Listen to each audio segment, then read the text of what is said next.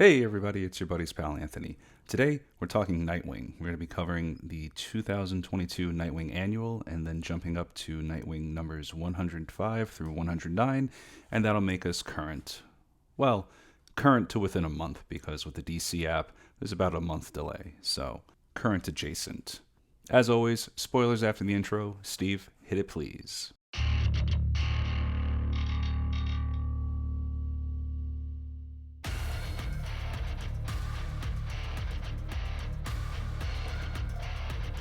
Thank you, Steve. All right, so the Nightwing 2022 annual, basically we're getting the backstory of Heartless.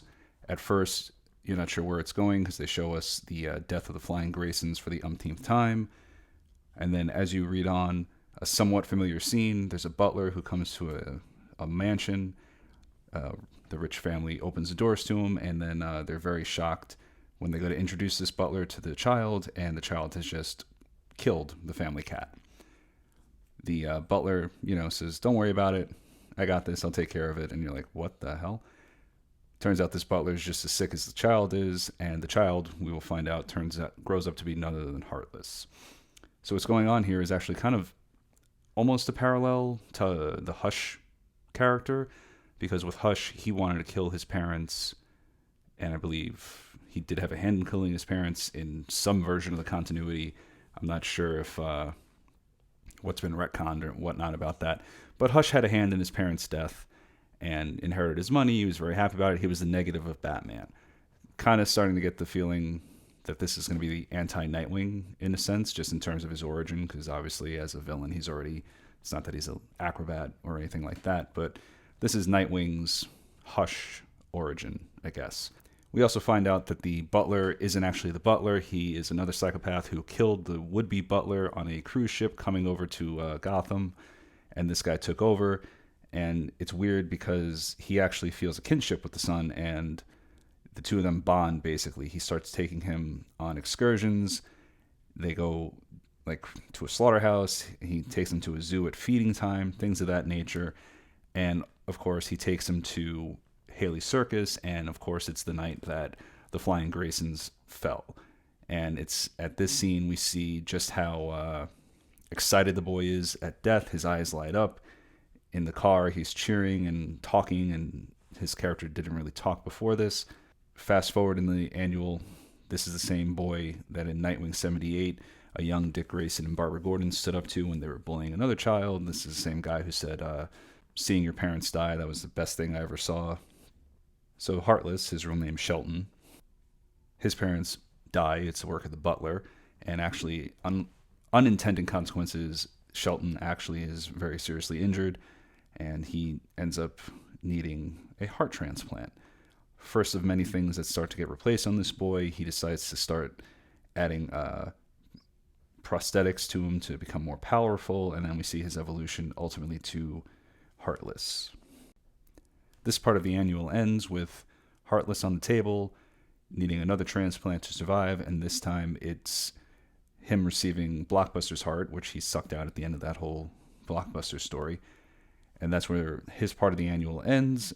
Nightwing 105 is an interesting issue because they take a page out of the Doom movies book and out of the Doom video games book, and it's a first-person issue of the comic through Nightwing's perspective.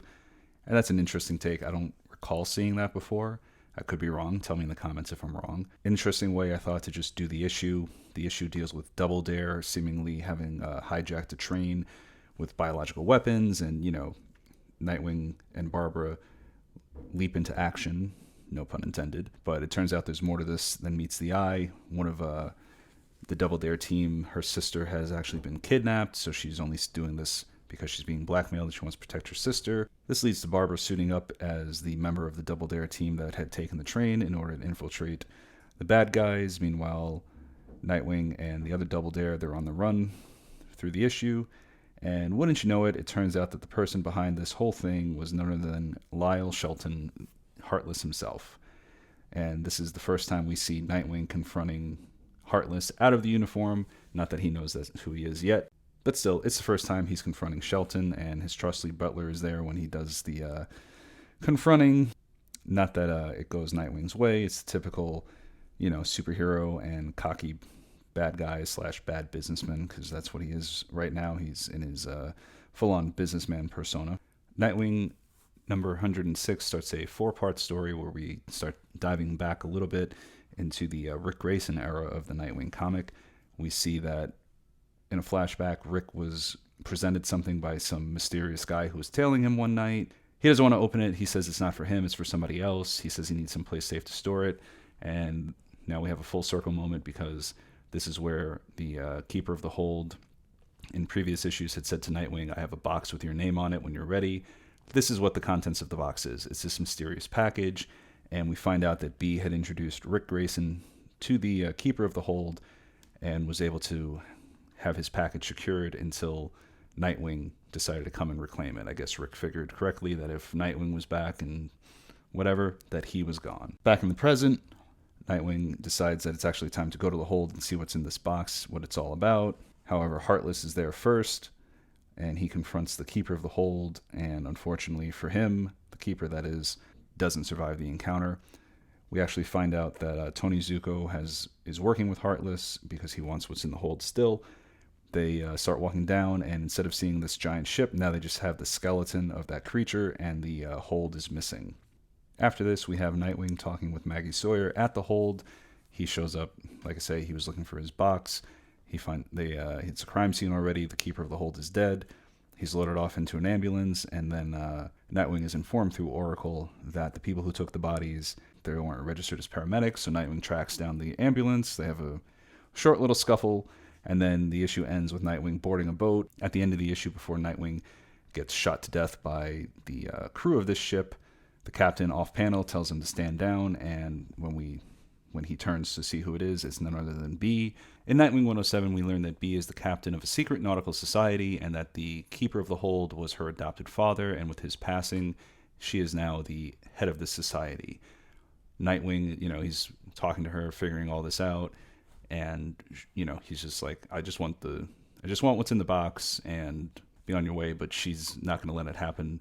That simply, she needs some more help from Nightwing, because the Keeper of the Hold has a blood son who doesn't appreciate that his adopted sister, who he doesn't even think of her as an adopted sister, he thinks of her as, things that they can't print, so I can't say.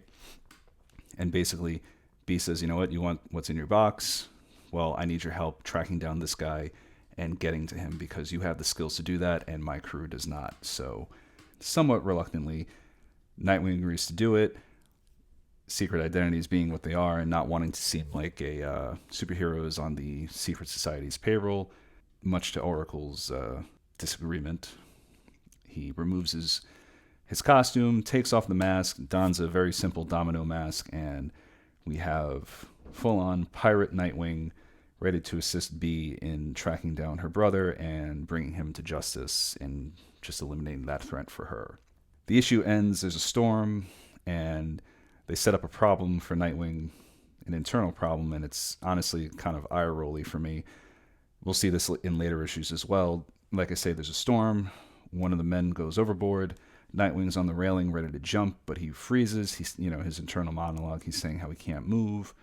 And thankfully, B is there. She actually jumps overboard, rescues everybody, and Nightwing, as well as B and the rest of us, are left wondering just what the hell happened. Nightwing 108 begins, and we find out that there is a traitor on B's crew. Somebody tries to kill her, but thankfully they decided it would have been stupid for her to just sleep in her captain's quarters, so they put pillows in the bed. The killer comes in, kills the hell out of those pillows, and then a chase between Nightwing and the would-be assassin ensues. We find out naturally that the assassin is working for B's brother, half-brother, whatever you want to call him. B and Nightwing leave the intruder to be interrogated by one of the pirates known as Lucas. B and Nightwing have a overdue conversation. It begins with asking what the hell happened for him to freeze like that. And they go back and address Nightwing deciding to leave B with the bullshit excuse she calls him out on, saying that he didn't remember her, didn't remember his feelings for her. Nightwing explains. It's actually fun. Well, not fun, but it's actually good, because it's like me and the guys say, like, a lot of the issues could be resolved if people actually had a real conversation.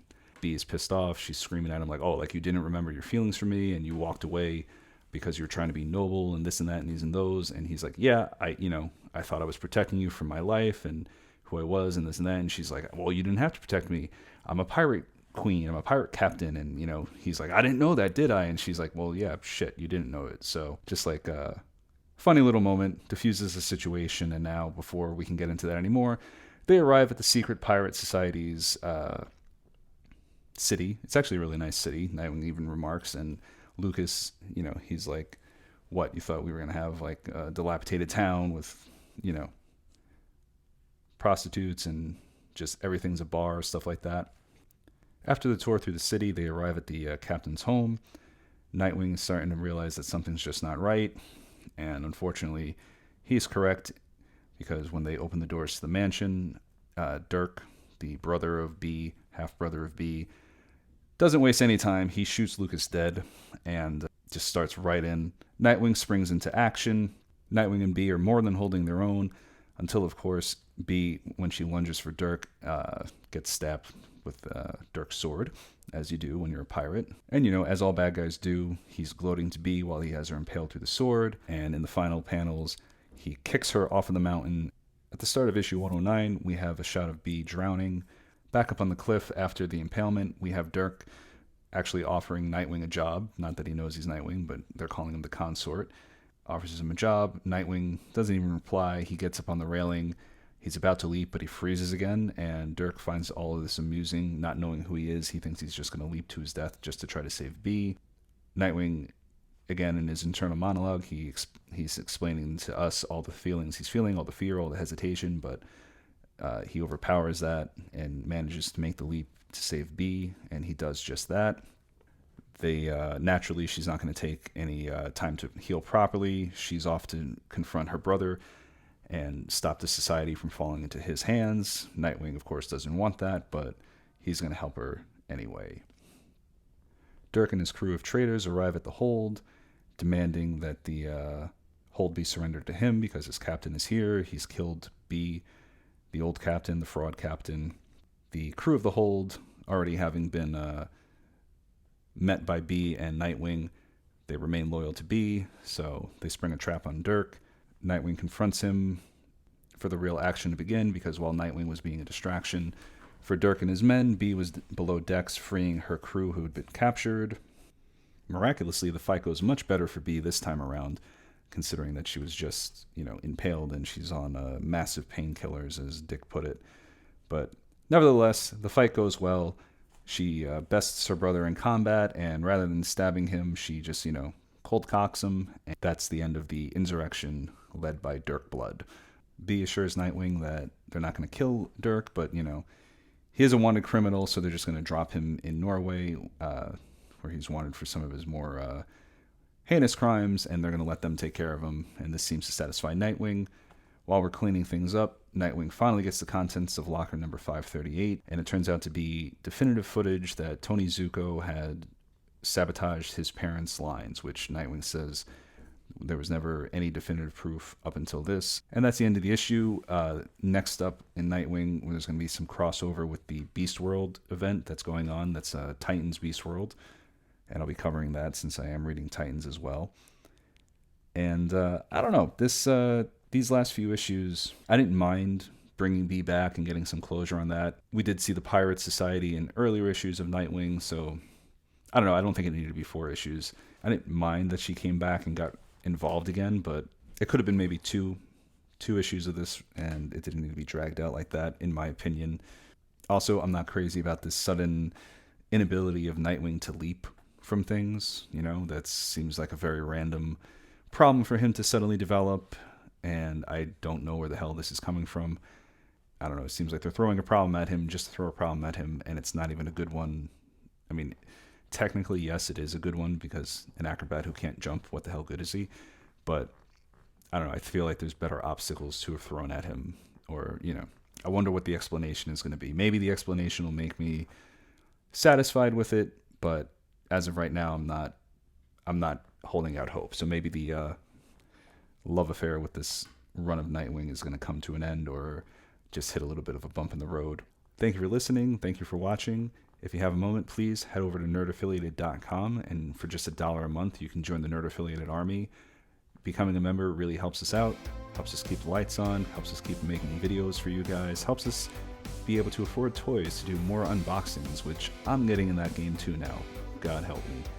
If you're not able to pull the trigger on a subscription this month, that's okay. While you're over there, check out the Nerd Affiliated store. There's plenty there. I'm sure you're going to find something for you or your loved ones. That'll do it for me. I'm Anthony the Rambling Nerd. Find me on Instagram under the same name. Let me know in the comments what you thought of my review. If you've read these issues, what did you think about it? Steve, play me out of here, please.